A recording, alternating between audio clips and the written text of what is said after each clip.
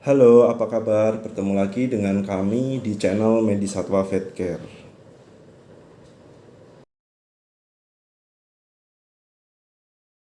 Oke, ketika Anda menyaksikan tayangan ini atau tayangan-tayangan kami di channel Medisatwa Vet Care, maka biasakan ya untuk menontonnya dan menyimaknya dari awal sampai akhir. Dan oke, di tayangan kali ini kami ditemani oleh Ateng, kucing jantan umur 3 tahun lebih yang sudah di steril. Oke, langsung saja ya. Di tayangan kali ini kami ingin singkat membahas mengenai 3 dasar yang harus dipenuhi untuk mendapatkan kucing yang sehat dan berperforma bagus. Oke, sebelumnya, pernahkah mendengar atau mungkin bahkan rekan-rekan sekalian mengalami kucing yang dipelihara itu sakit-sakitan atau performanya tidak bagus, misalnya sakit kulit dan sebagainya? Nah, ada 3 dasar yang harus dan wajib dipenuhi oleh rekan-rekan sebagai pemelihara kucing atau cat parents ya. Di antaranya adalah makanan atau lebih tepatnya nutrisi, kemudian yang kedua jaminan kesehatan, dan yang ketiga adalah manajemen pemeliharaan kucing di rumah. Nah, jika rekan-rekan semua mampu memenuhi 3 dasar itu, maka rekan-rekan akan memperoleh kucing yang sehat dan berperforma fisik yang bagus, tidak gampang sakit-sakitan. Nah, apakah merasa berat? Perlu diingat ya, ketika rekan-rekan itu memutuskan memelihara kucing, maka rekan-rekan harus bertanggung jawab penuh atas kucing tersebut sampai akhir hayatnya. Nah, tentunya implikasinya adalah biaya dan waktu. Oke, mari kita ulas satu-satu. Tadi 3 dasar tadi, yang pertama adalah nutrisi. Perlu diingat, kucing adalah hewan karnivora sejati. Jangan disamakan dengan manusia. Nah, karnivora sejati ini artinya adalah kucing hanya mampu mencerna makanan yang kandungan besarnya adalah protein. Kandungan dominannya adalah protein. Kandungan mayoritasnya adalah protein, seperti ikan dan daging. Jadi, ketika Anda memelihara kucing, lalu Anda menyamakan kucing Anda seperti manusia, dan kemudian Anda memberikan makan nasi, maka Anda salah besar. Dan jika kejadian ini dilakukan terus-menerus, maka Anda akan mendapatkan kualitas kucing dan juga performa kesehatan kucing Anda tidak sesuai yang diharapkan. Misalnya sering sakit-sakitan, kemudian sakit sebenarnya ringan, harusnya ringan tapi tidak sembuh-sembuh atau sembuhnya lama, kemudian kulitnya bermasalah, rambutnya bermasalah, kemudian pupnya tidak berbentuk, pupnya tidak berbentuk, dalam artian tidak mencret ya, tapi tidak berbentuk atau bahkan mencret, kemudian bau, kemudian kadang timbul gas seperti kentut, kemudian berat badan tidak ideal, dan lain sebagainya. Nah, kenapa bisa begini? Ya, karena apa? Tadi misalnya nasi. Nasi itu tidak efektif dicerna oleh kucing Anda. Dan tentunya nutrisinya tidak seimbang. Akibatnya ya metabolisme kucing Anda menjadi kurang bagus. Lalu, nutrisi yang lain adalah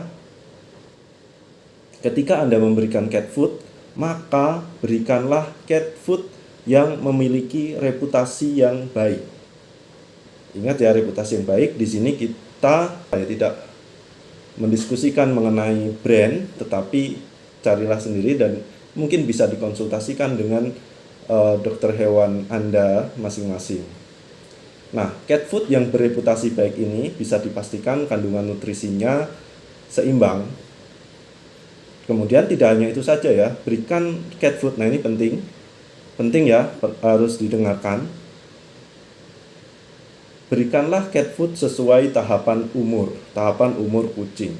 Misalnya kitten yang lepas sapi, misalnya kitten umur kurang lebih 1,5 bulan sampai menjelang 3 bulan, berikanlah makanan yang berlabel winning.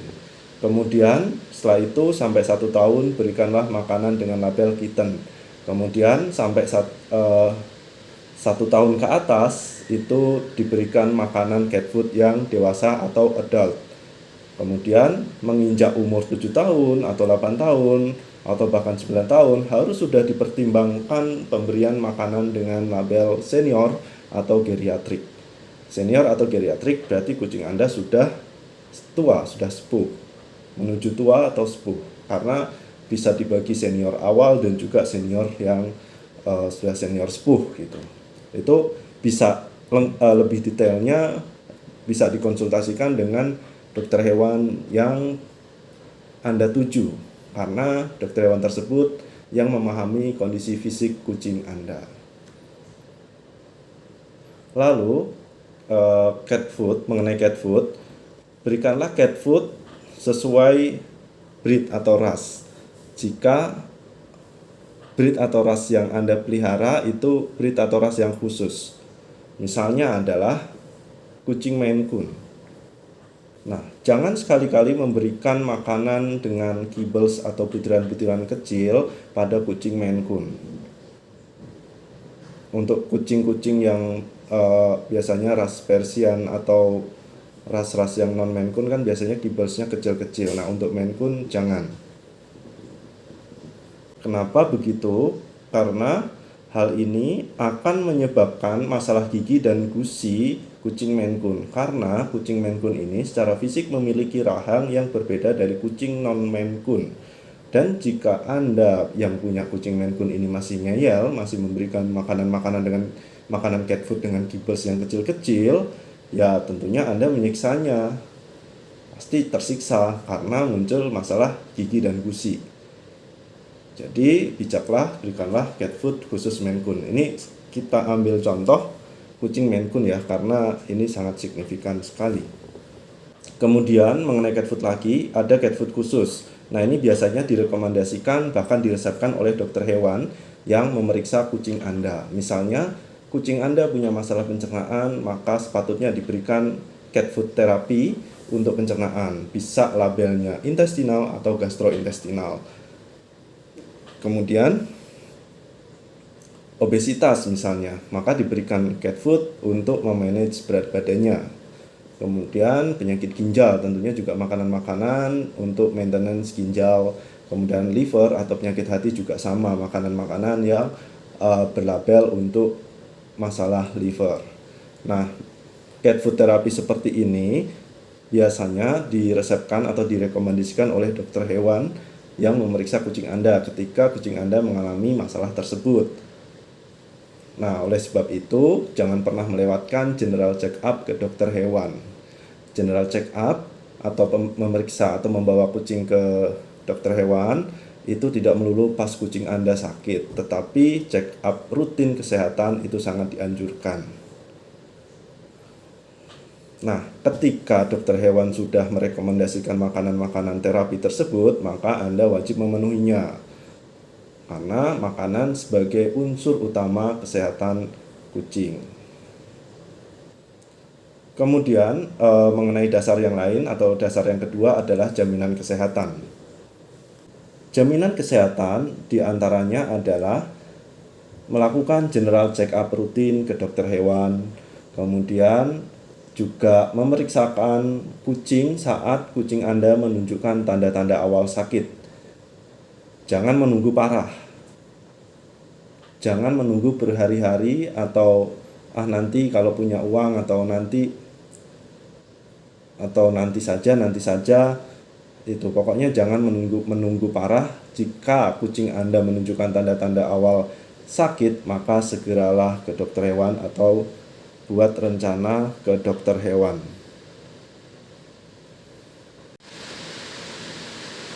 Nah, jeleknya masih banyak yang membiarkan kucingnya pada saat ada tanda-tanda awal ketidakberesan kesehatan, dan kemudian baru sibuk mencari dokter hewan saat kondisi kucingnya sudah terlalu buruk. Jika begini ya tidak akan tertolong. Semahal-mahal treatmentnya ya tidak akan menolong ya, tidak akan tertolong biasanya. Dan tentunya pemelihara kucing yang seperti ini termasuk tindakan menelantarkan kucingnya, tentu melanggar animal welfare dan juga atau kesejahteraan hewan, dan juga merupakan perbuatan yang tercela dan dosa. Kemudian jaminan kesehatan lainnya adalah vaksinasi. Nah, vaksinasi di sini yang kami maksud adalah vaksinasi inti atau core vaccination. Nah, apa itu vaksinasi inti atau core vaccination? Silakan bisa diklik link di deskripsi ya. Nah, usahakan ditonton juga dari awal sampai akhir biar paham. Nah, banyak juga pemelihara kucing yang tidak mau atau enggan memvaksin kucingnya. Biasanya alasannya mahal. Dan para pemelihara kucing modelan seperti ini, pada saat kucingnya terkena infeksi virus, misalnya virus panleukopenia, dan tidak tertolong atau mati, biasanya itu menyalah-nyalahkan dokter hewannya. Padahal kan panleukopenia ini, infeksi panleukopenia menyebabkan kematian tinggi atau kematiannya tinggi. Hampir 90% kucing muda yang tidak divaksin biasanya tidak selamat. Nah, salah sendiri kan, salah Anda sendiri kenapa tidak memvaksin kucing sejak dini. Nah, mengenai panleukopenia, silakan klik link di deskripsi ya, usahakan ditonton dari awal sampai akhir. Biasakan itu menonton dari awal sampai akhir.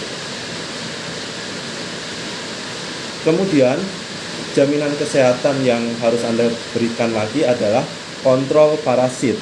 Di antaranya adalah parasit luar seperti kutu dan tungau, serta parasit dalam seperti cacing dan protozoa. Kutu loncat tentunya Anda pernah menjumpainya, bahkan mungkin sering. Nah, para pemilik kucing harus tahu bahwa kutu loncat ini memiliki efek negatif bagi kesehatan kucing. Di antaranya adalah alergi yang manifestasinya bisa membuat kucing Anda tidak mau makan dan sakit yang disebabkan oleh agen lainnya. Atau jadi si kutu loncat ini bisa membuka jalannya sakit kucing Anda. Kemudian lakukan kontrol kutu loncat dengan sanitasi ruangan rutin, kemudian memelihara kucing secara indoor atau di dalam rumah, atau sekitar rumah memberikan akses terbatas di kucing supaya tidak menjelajah jauh-jauh, serta memberikan obat tetes anti kutu. Nah, mengenai kontrol parasit, karena tiap kucing memiliki variasi individu dan tentunya Anda juga memelihara kucing memiliki variasi yang berbeda-beda dengan para pemelihara kucing lainnya, maka cara yang lebih konkret dan lebih tepat itu bisa dikonsultasikan ke dokter hewan yang Anda tuju masing-masing. Kemudian, jaminan kesehatan selain kontrol parasit luar adalah kontrol parasit dalam, seperti obat anti cacing. Obat anti cacing ini atau biasa kita sebut obat cacing bisa diberikan rutin ya, 3 bulan, 4 bulan, 6 bulan sekali, bahkan 1 tahun sekali. Nah, jangan menganggap setelah Anda memberikan 1 kali obat cacing sudah beres. Tidak ya, karena parasit seperti cacing ini biasanya ada dalam jangka panjang dan Anda harus menurunkan efek negatif cacing tersebut dengan memberikan obat cacing secara rutin. Jika kucing Anda memang tipenya adalah outdoor atau di luar rumah, maka obat cacing ini bisa sering. Nah, berapa seringnya itu sesuai dengan rekomendasi dokter hewan yang memeriksa kucing Anda, karena tiap-tiap kucing memiliki variasi individu yang berbeda-beda dan tentunya dokter hewan yang memegang dan memeriksa kucing Anda, beliaulah yang memahaminya. Oke, jika manajemen jaminan kesehatan dasar seperti ini tidak dijalankan, ya gimana ya? Bagaimana bisa mendapatkan kucing dengan performa yang bagus dan sehat? Kemudian dasar yang ketiga adalah manajemen pemeliharaan. Di antaranya adalah kontrol populasi kucing di rumah. Jika mampunya itu memelihara 1 atau 2 kucing, maka peliharalah 1 atau 2. Kemampuan ini bisa dari sisi finansial dan juga luasan tempat memelihara kucing, misalnya rumah. Mengenai finansial, tentunya memelihara kucing ini harus mempersiapkan, para pemelihara kucing ini harus mempersiapkan dana selain kebutuhan pokoknya. Nah, kemudian jika finansialnya itu mampu mengcover untuk satu kucing, ya satu saja. Kemudian selain itu misalnya luasan rumah atau luasan tempat pemeliharaan, rumah dan halaman misalnya. Jangan memelihara kucing terlalu banyak atau overpopulasi, dan masalah kesehatan biasanya muncul karena overpopulasi. Masalah kesehatan yang muncul dari overpopulasi adalah stres. Stres karena interaksi antar kucing dalam jumlah yang besar. Dan juga selain stres adalah mudahnya penularan penyakit. Nah, rekan-rekan harus mengetahui ya, atau memahami bahwa stres di kucing atau stres pada kucing itu merupakan pemicu utama penyakit di kucing. Misalnya adalah susah kencing. Ya mungkin Anda pernah mendengar ya tentang kucing jantan yang susah kencing bahkan sampai di kateter. Kemudian munculnya infeksi FIP atau Feline Infectious Peritonitis yang disebabkan oleh virus corona di kucing yang bermutasi. Nah, mutasinya virus ini itu unik, sering terjadi pada kucing yang stres pada pemeliharaan multi-cat house atau pemeliharaan kucing yang dalam jumlah besar. Nah, kenapa stres? Kenapa kucing bisa stres ketika dipelihara dalam jumlah overpopulasi atau populasi besar? Karena kucing merupakan hewan yang semi-sosial dan juga memiliki hierarki dan teritori. Jadi tidak sosial-sosial amat ya kucing itu, dan mereka memiliki teritori. Jika mereka memiliki mood teritorinya terganggu dengan kehadiran kucing lain, ya mereka akan stres. Oke, 3 dasar itulah ya yang harus dipegang oleh para pemelihara kucing supaya kucingnya selalu sehat dan berperforma bagus, tidak gampang sakit-sakitan. Oke, terima kasih telah menyimak tayangan ini. Jika Anda saat menyaksikan tayangan ini dan kemudian kucing Anda memiliki masalah kesehatan, maka Anda harus langsung membawanya ke dokter hewan setempat. Jangan menundanya. Rencanakan untuk mengunjungi atau visit ke dokter hewan.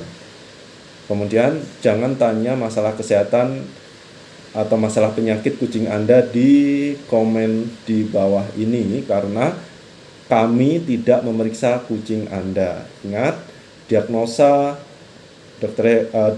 oleh dokter hewan itu berdasarkan pemeriksaan secara fisik kucing Anda di meja periksa. Oke, terima kasih dan tonton terus tayangan di channel Medisatwa Vet Care.